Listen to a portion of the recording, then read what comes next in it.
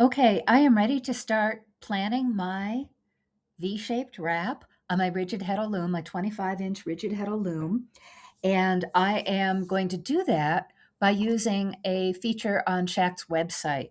And a reminder, yes, I shop or I work for Shaq. Yes, this is me right here in the photo. Um, yeah, this is just what I do.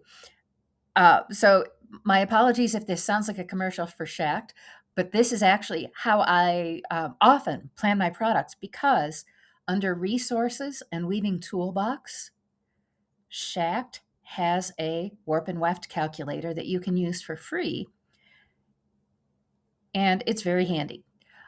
It works in imperial or metric units, standard or metric, and you just put in numbers. And then when you're done, you can save everything as a PDF or you can print off your project and you've got everything rocking and rolling. Okay, so I have already figured out based on my measurements last weekend that I need at least 73 inches of woven fabric. So I'm going to just round that up to 75 because why not? I am not putting in any warp length for the fringes or hems because I'm going to use loom waste for the fringe. I'm going to go ahead and do a 10% shrinkage. I'm going to do a 10% for balanced weave. And I'm going to go ahead and do, let's say 12 inches for sampling. If this wrap turns out to be a little too long, that's okay. It's way better than it turning out to be too short. Also, I'm going to allow 18 inches for loom waste. So this now tells me that I want to do about 3.5 yards in warp. And I always round up because I have this nasty, nasty habit of undercutting how much warp I need, thinking I'll save yarn, and then I get really frustrated by it. So I'm going to round up to 3.5 yards. And in fact, I'm going to take a second to write that down. Okay, warp width.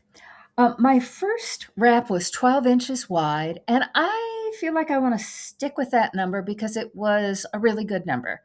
The wrap isn't so wide that it feels like I'm wearing a blanket, and it covers my shoulders, it covers my upper arms, which is exactly what I want.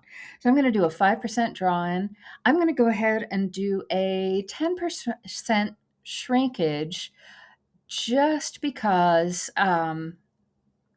you know what? No, I'm gonna back that down to inches. Oh, I'm working in inches. Sorry, I haven't used this in a little while. I'm gonna do 5% shrinkage, and wow, that feels really wide. That the total width of my warp in inches is 22, but it's gonna get the job done. And based on another tool in Shaq's weaving toolbox, which is how to choose the right rigid heddle reed for knitting yarns, I have decided I'm going to calculate this at 8 ends per inch.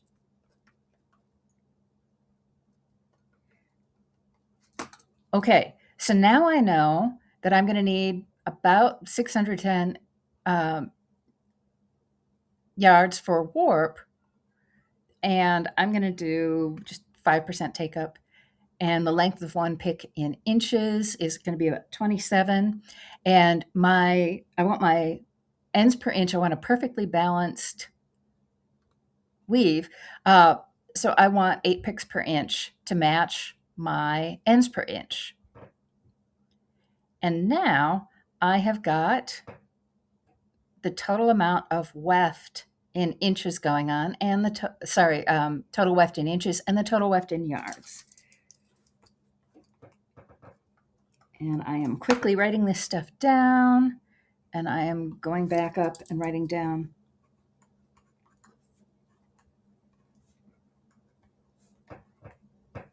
my warp length. And now I can save this as a PDF on my computer, and I'll have it forever, or as long as I want it.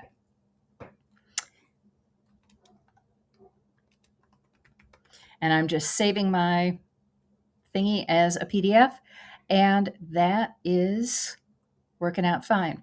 I am scrolling back up to the finished width, draw-in, and shrinkage. Oh, I see what I did wrong here. Okay, this is in inches, and I need to allow for about 5%, but I put 5 inches of shrinkage, and that's just crazy.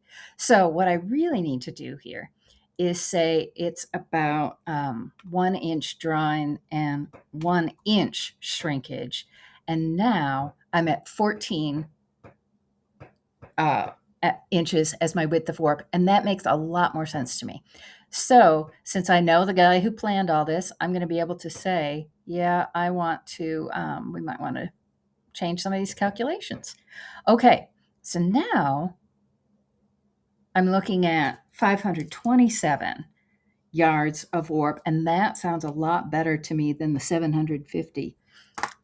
So I'm going to plan for 550 yards of warp and 650 yards, 650 yards of warp and 550 yards of weft, which is a lot closer to what I had expected. And I'm going to save this again with the same name so that I overwrite my earlier PDF.